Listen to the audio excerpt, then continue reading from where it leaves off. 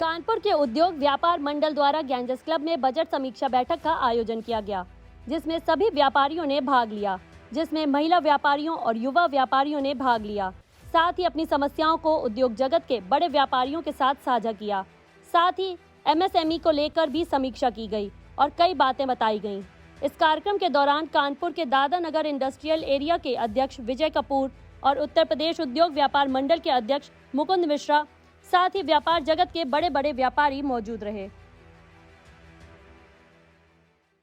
आज कानपुर उद्योग व्यापार मंडल के द्वारा जो बजट के लिए समीक्षा बैठक यहाँ पे रखी गई है और हमारे बड़े विधिक सलाहकार उन्होंने बड़ी उपयोगी जानकारी दी है, क्योंकि सभी का यही राय है कि ये एक ऐसा बजट है कि इससे बहुत कुछ उम्मीद नहीं है। केवल सरकार अपने खर्चे को लेकर के चुनाव के पहले इस प्रकार का बजट देती है, तो इससे हम लोगों को पहले भी बहुत उम्मीद इस प्रकार की नहीं थी।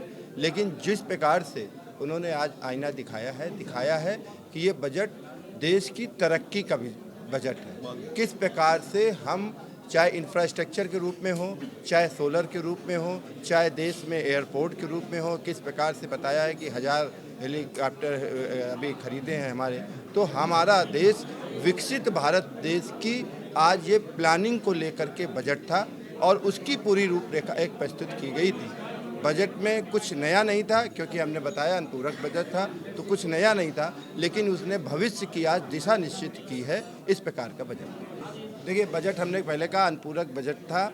इसमें बहुत कुछ हम लोग असली बजट तो जब ये नई सरकार आएगी उसके बाद जुलाई माह में आना है, तो तब जा कर के पूरे वर्ष का असली बजट आएगा।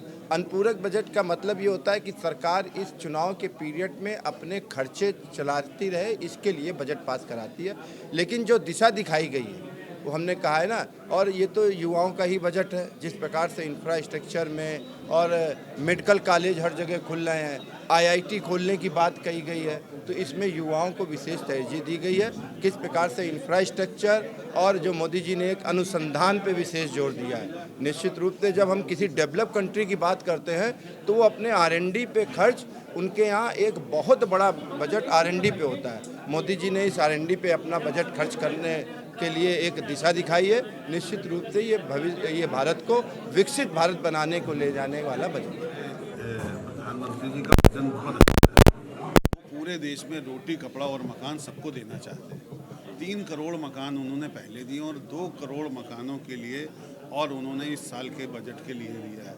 इसका मतलब हमारे देश में 5 करोड़ लोगों को फ्री मकान दिए जाएंगे। 81 करोड़ लोगों को फ्री अन्न दिया जा रहा है। तो इसका मतलब उनका ये विज़न है कि पूरे देश में कोई भी आदमी भूखा ना रहे। ये उनका विज़न है, सबको रोटी, कपड़ा और मकान मिलता रहे। ये मोदी जी ये विज़न पहले कभी भी किसी का नहीं रहा। तो हम लोग मोदी जी की पूरी प्रशंसा करते हैं। बड़ा अच्छा बजट है और उन्होंने हवाई सेवा को प्रमोट करने की कोशिश की है। और लेकिन मैं इसमें ये भी चाहूँगा कि कानपुर में भी फ़्लाइटों की संख्या बढ़ाई जाए, जो कि इस बजट में नहीं है। और मैं चाहूँगा कि 20-25 फ़्लाइटें कानपुर से भी हों, क्योंकि कानपुर औद्योगिक शहर है और औद्योगिक लोगों को, उद्यमियों को बाहर आने जाने के लिए और यहाँ के परचेज़र जो भी आते हैं बाहर से, हमारे बायर आते हैं, उनको हवाई सेवा की बड़ी आवश्यकता पड़ती है। तो इसलिए मैं मोदी जी से अनुरोध करूँगा कि आपने हर जगह सबको कुछ न कुछ दिया है और हमारे कानपुर की जो हवाई सेवा है उस पर भी थोड़ा ध्यान अवश्य देंगे।